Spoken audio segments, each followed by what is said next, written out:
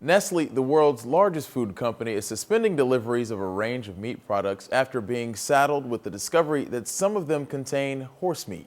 In a statement released Monday, the company said, "Our tests have found traces of horse DNA in two products made from beef supplied by H.J. Shupka.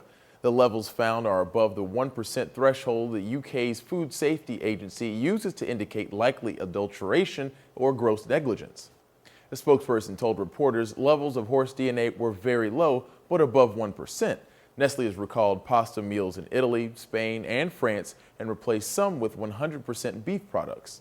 According to the Financial Times, the culprit company identified in Nestle's release might have also ensnared JBS, the largest beef producer by sales. JBS moved Monday to distance itself from the German meat supplier. Nestle is just the latest company to be caught up in the constantly unfolding European horse meat scandal. Sources note the inquiries began after Irish investigators found horse and pig DNA in hamburger products. Initial reports also expressed concern over bute, a veterinary painkiller found within slaughtered horses in the UK.